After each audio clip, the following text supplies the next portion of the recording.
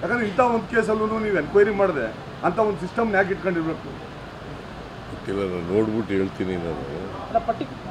ಯಾಕೆಂದರೆ ನಿನ್ನೆ ಕೃಷ್ಣ ಬೈರೇಗೌಡ, ದಿನೇಶ್ ಗುಂಡೂರಾವ್ ಮತ್ತು ಸಂತೋಷ್ ಲಾಡ್ ಅವರು ಮತ್ತು ಈ ಥರ ಎಲ್ಲ ನಮ್ಮ ಪಕ್ಷದ ಮುಖಂಡರುಗಳು ಸೇರಿ ಟೆಸ್ಟ್ ಮಾಡಿ ಹೇಳಿದ್ದಾರೆ. ಸೊ ಅದು ಕುಮಾರಸ್ವಾಮಿ ಮತ್ತು ಯಡಿಯೂರಪ್ಪ ಅವರಿಬ್ಬರ ಕಾಲದಲ್ಲಿ ಆಗಿರ್ತಕ್ಕಂಥದ್ದು. ಸೊ ಅದನ್ನು ನೋಡಬೇಕು, ಫೈಲ್ ತರಿಸಿ ನೋಡಬೇಕು. ಅದ್ರ ಬಗ್ಗೆ ತನಿಖೆ, ಯಾಕಂದರೆ ಅದು 100 ಎಕರೆದಿರುವಂಥ ಕಾರಣಕ್ಕೋಸ್ಕರವಾಗಿ ತನಿಖೆಗೆ ಆರ್ಡರ್ ಆಗ್ತಾ ಇದೆ. ತನಿಖೆ ಚುರುಕು ಮಾಡುತ್ತಾ ಇದ್ದಾರೆ. ಎಷ್ಟು 100 ಎಕರೆ ಅಂತ? 100 ಎಕರೆ, 100 ಎಕರೆ 11 ಗುಂಟೆ ರೀ, ಸರಿಯಾಗಿ ತಿಳ್ಕ. 1 ಎಕರೆ 11 ಗುಂಟೆ ವ್ಯಾಲ್ಯೂ, ಬಿಕಾಸ್ ಅದು ಭಾಳ ಇಂಪಾರ್ಟೆಂಟ್ ಜಾಗದಲ್ಲಿ ಬೆಲೆ ಬಾಳ್ತಕ್ಕಂಥ ಜಮೀನು. ಅಂಥದ್ದನ್ನು ಡಿನೋಟಿಫೈ ಮಾಡಿದ್ದಾರೆ. ಅದರಲ್ಲೂ ಕುಮಾರಸ್ವಾಮಿಯವರ ಬಾಮೈದನಿಗೆ ಮಾಡಿದ್ದಾರೆ. ಆಮೇಲೆ ಅವ್ರ ಅತ್ತೆ GPA ಹೋಲ್ಡರ್ ಆಗಿದ್ದಾಳೆ. ಸೊ ಅಧಿಕಾರಿಗಳು ಇದು ಬರೋದಿಲ್ಲ, ಸ್ವಾಧೀನ ತಗೊಂಡಾಗಿದೆ, ಇದು ಅವಾರ್ಡ್ ಎಲ್ಲ ಕೊಟ್ಟಾಗಿದೆ ಅಂತ ಹೇಳಿದ್ರು ಮಾಡಿದ್ದಾರೆ. ಮತ್ತು ಯಾರು ಸತ್ತೋಗಿದ್ದಾರೆ ಅವ್ರ ಹೆಸರಿನಲ್ಲಿ ಮಾಡಿದ್ದಾರೆ.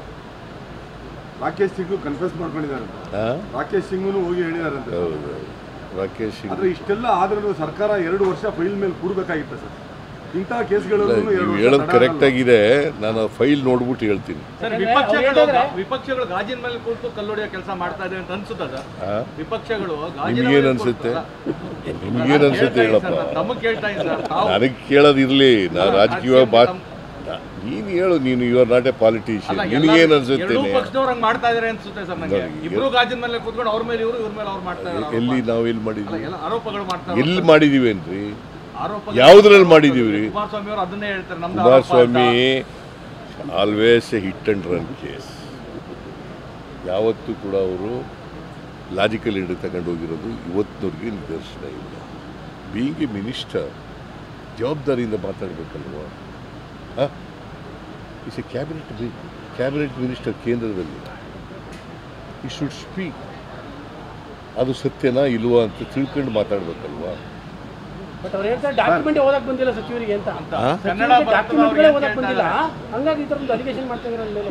ಯಾರು ಡಾಕ್ಯುಮೆಂಟ್ ಓದಕ್ಕೆ ಬಂದಿಲ್ವೋ? ಪ್ರೊಡ್ಯೂಸ್ ಮಾಡಿದಾರಲ್ಲ, ನೀನು ಓದ್ಕೊಂಡಿದ್ಯಾ? ಅಲ್ಲಪ್ಪ, ನೀನು ದಾಖಲಾತಿಗಳು ಓದ್ಕೊಂಡಿದ್ಯ, ಪ್ರೊಡ್ಯೂಸ್ ಮಾಡಿರೋದು. ಮತ್ತೆ ಓದ್ಕೋ.